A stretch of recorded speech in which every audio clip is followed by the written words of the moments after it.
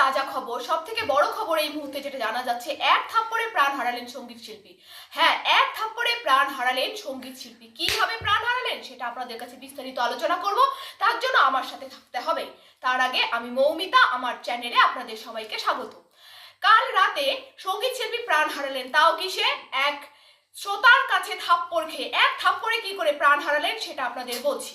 সঙ্গীত শিল্পী আর শ্রোতা দুজনের নিয়ে বলছি। শ্রোতা শুনছিলেন আর সঙ্গীত শিল্পী গান করছিলেন। শ্রোতার সেই গান ভালো না লাগায় শ্রোতা সঙ্গীত শিল্পীকে এত জোরে থাপ্পড় মারেন যে ঘটনাস্থলে সঙ্গীত শিল্পী প্রাণ হারায়। রক্তারক্তি কাণ্ড ঘটে, সেই স্থানে মিনিটের মধ্যেই প্রাণ হারিয়ে ফেলেন। এবার নিশ্চয়ই আপনাদের জানার ইচ্ছা যে সঙ্গীত শিল্পীরা কে আর শ্রোতাটাই বা কে। হ্যাঁ, আপনাদের এটাই জানাবো, তার জন্য আমার সাথে থাকতে হবে। সঙ্গীত শিল্পীটা আর কেউ নয়, সঙ্গীত শিল্পীটা খুবই বিখ্যাত একজন মানুষ।